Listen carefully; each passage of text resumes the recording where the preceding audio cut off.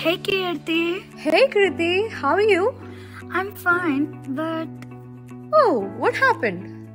I tried to figure out the procedure of my civil case. It's very confusing. Can you help me out?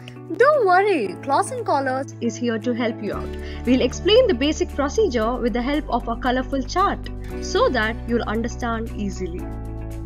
So, let us start with the first aspect, that is jurisdiction. When we want to achieve something, our first goal will be to find a correct path to reach the destination.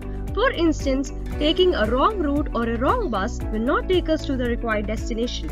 In the same way, if we want to file a case, we need to file it in a court which has the legal authority to deal with the case. This authority is known as jurisdiction. Though the authority is not defined in the Code of Civil Procedure, it can be understood as the extent to which the court may exercise its authority. Mainly, there are three types of jurisdiction. Based on these, the case should be filed accordingly. First, it is pecuniary, second, territorial, and third, subject matter. All the three plays a major role in deciding the court in which a person should file a case. In the chart being shown, we have mentioned only pecuniary jurisdiction. Other jurisdictions will vary according to the various factors of the case. Oh, so now I know what all I should consider before deciding the court in which I should file a case. Yes, so now we can proceed to institute a suit in the court to begin the case. Institution of a civil suit should be done under Section 26, Order 4, Rule 1 and Order 7. When we decide to file a suit in the court, we should first of all send a legal notice. Sending of a legal notice is discretionary and is mandatory in few cases as mentioned in the chart. After we send a legal notice to the opposite party, we proceed to file a plaint in the court. Should we pay the court fee at this stage itself? Yes, at this stage itself, we need to pay the required court fee. This plaint will be scrutinized by the court. When the court scrutinizes a plaint, what all can happen to the plaint? Three things may happen after the scrutinization of the plaint. It may be rejected under Order 7, Rule 11, 12 and 13. The whole process comes to an end if the plaint is rejected. Second, the plaint may be returned under Order 7, Rule 10 and Rule 10A. In this case, we need to make the necessary corrections and resubmit the plaint. The third scenario is admission of the plaint and then the process begins.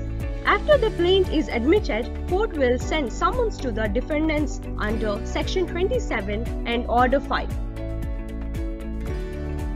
Kirti, once the summons are sent, the defendant may or may not appear, right?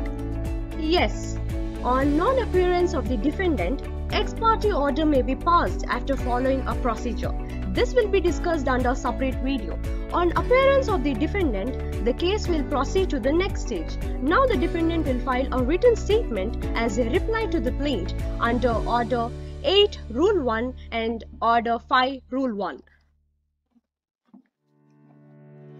Can the court ask the parties to settle?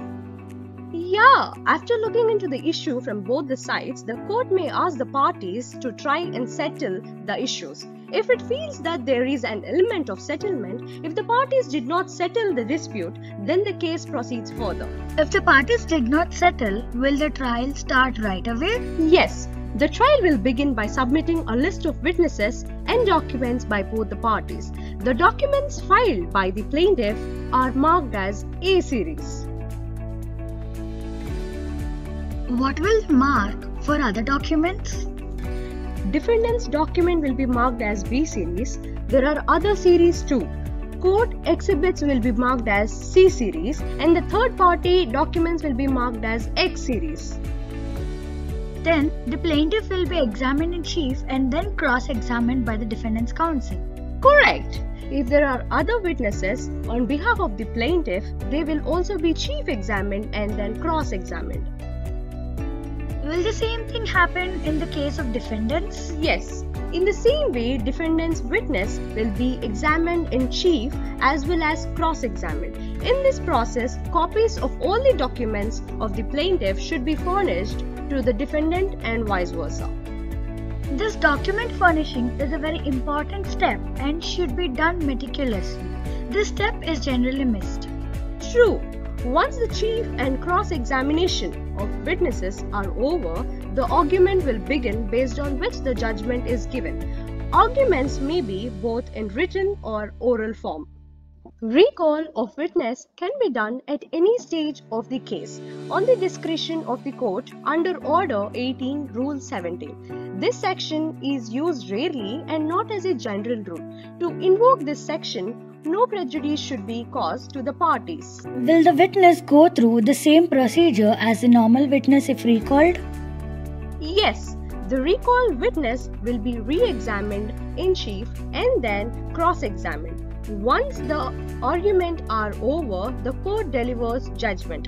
After the pronouncement of the judgment under Section 2, Clause 9 and Section 33, Order 20, a decree will be passed under Section 2, Clause 2, Section 33, Order 20. A preliminary decree may be passed and then a final decree may be passed, or directly a final decree may be passed by the court. A judgment is always followed by a decree. Keep this in mind, Kriti. A judgment is always followed by a decree. What is the difference between a decree and a judgment? Let's deal with this in future video. Okay, so what will happen after the judgment and decree are passed? After the pronouncement of the decree, its execution may be made under Section 36 to 74. The process of execution will be explained in another video. This is the basic flow of events in a civil case. There may be additional steps in between this flow depending on the nature of the case. Thank you, Kirti. This is really helpful. Always welcome. For more doubts to be clarified, comment below or message us in Instagram or WhatsApp. We'll come up with the similar flowchart videos to clarify your doubts. Clawsandcollars is happy to share information with you. Do like, share, and subscribe to our channel.